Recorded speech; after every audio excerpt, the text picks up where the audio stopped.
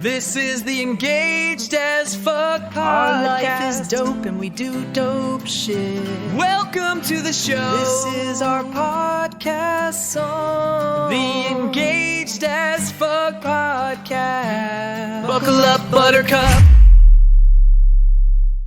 Okay, you ready to talk about how to have a badass wedding without going broke? Hell yeah, let's do this. So many couples out there are getting sucked into this whole wedding industrial complex. You know what I mean? Oh, totally. It's like they're trying to convince you that you need to spend a small fortune to prove your love is real. Right, like you need gold-plated invitations and a frickin' swan ice sculpture to make your wedding legit. It's insane. The pressure to have this picture-perfect, Instagram-worthy extravaganza can really get to people. It's like they think a bigger budget equals bigger love, which is total bullshit. Absolutely. It's about celebrating your commitment and starting your lives together, not about impressing a bunch of strangers on social media. Exactly. So today we're diving deep into how to have a kick-ass wedding without ending up in debt up to your eyeballs. We're talking about smart strategies, savvy choices, and maybe a little bit of rebellion against those ridiculous wedding industry expectations. And to guide us on this journey, we've got an awesome source, Engaged AF Magazine, and their article, Top 10 Ways to Save Money on Your Wedding Day Without Making It Look Cheap AF. I love these guys. They're like the anti-bridezilla. They tell it like it is no sugarcoating and no judgment. Yeah, they're all about keeping it real and helping couples prioritize what actually matters. So let's get into it. First things first, the date. You'd be surprised how much money you can save by being flexible with when you tie the knot. Seriously, Saturday weddings are like prime real estate. Everyone wants them, so venues can charge a premium. That's like Coachella VIP during surge pricing. You're going to pay through the nose for that Saturday night slot. But if you're open to other days like Friday, Sunday, or even a weekday wedding, you can save a significant chunk of change. And let's be honest, a Thursday night wedding with tacos and tequila sounds way more fun than a stuffy Saturday affair. Plus, think about it. You might even get a longer wedding weekend celebration. Right. Who wouldn't want an extra day to party? And for anyone freaking out about guests not showing up for a non-Saturday wedding, chill out. The people who love you will be there no matter what day it is. They'll show up, they'll throw down, and they'll have a damn good time. Because they're there to celebrate you, not the day of the week. Okay, so we've tackled the date. Now let's talk about the guest list. This is where things can get a little ruthless, but trust me, it's for your own good. The guest list is directly tied to your budget. More people equals more expenses. It's simple math. And those expenses add up fast. We're talking food, drinks, favors venue space. It all goes up with every additional guest. So the key here is to be strategic and maybe a little bit savage. Engaged AF calls it guest list gremlin shaving. Love that. It's about making tough choices and prioritizing the people who truly matter. Don't feel obligated to invite your third cousin twice removed who you haven't seen since you were 5 just because it's tradition. This is your day, your celebration. Surround yourselves with the people who are actually part of your lives. Exactly. And if Aunt Mildred gets a little huffy about not being invited, Oh, too bad. It's not a popularity contest. It's about creating a meaningful experience with your closest loved ones.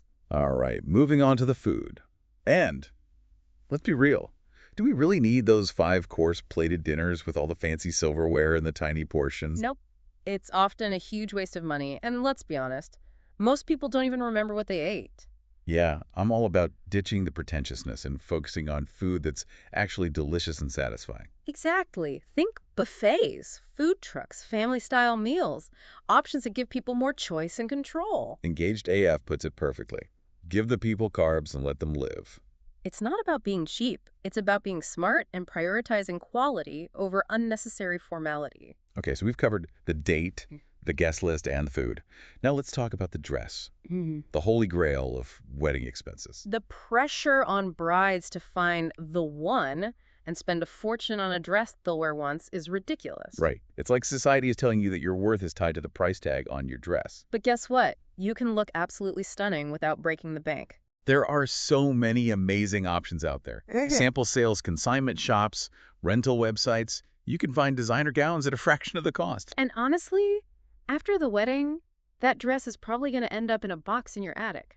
So why spend thousands of dollars on something you'll wear for a few hours? It's just not worth it. Focus on finding a dress that makes you feel confident and beautiful, not one that makes your bank account cry. Now let's talk about the venue. Another big ticket item on the wedding budget. Those gorgeous blank canvas venues can be tempting.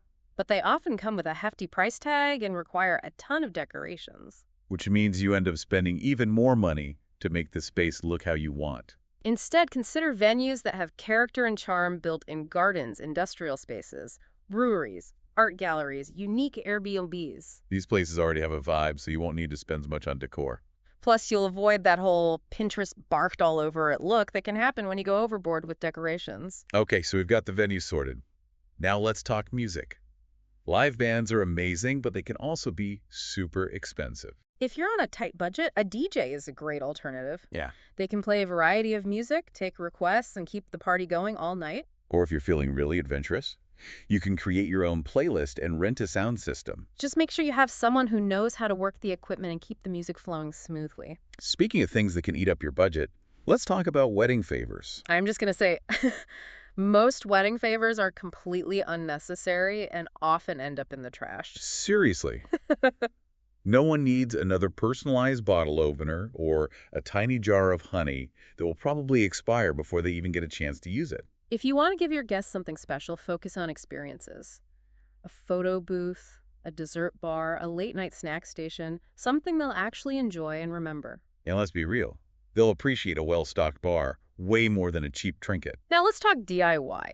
It can be a great way to personalize your wedding and save money, but it can also be a total nightmare. It all depends on your skill level and your patience. If you're not a crafty person, don't force yourself to become one. You'll just end up stressed out, frustrated, and probably with a bunch of half-finished projects. It's okay to outsource some things. Your sanity's worth it. And speaking of outsourcing, let's talk about vendor bundling.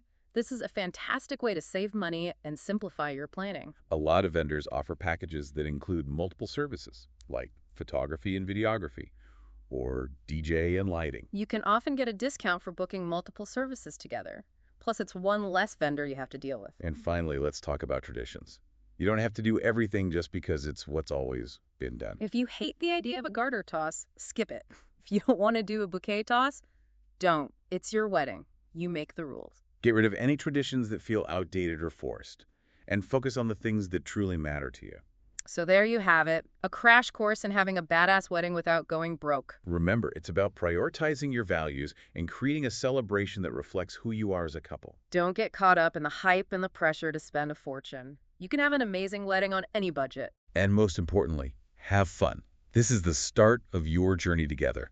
Enjoy every damn minute of it. And if you want even more tips and advice, head over to Engaged AF Magazine. They've got a ton of resources to help you plan your dream wedding without losing your mind or your savings. All right, that's it for today's deep dive. Until next time, stay badass and don't let the wedding industry steal your joy. Cheers to that. That was our show. Our life is dope and we do dope The shit. Engaged as Fuck podcast. The song is over. Buckle up, buttercup. Hope you liked it. Hope you liked The Engaged as Fuck podcast.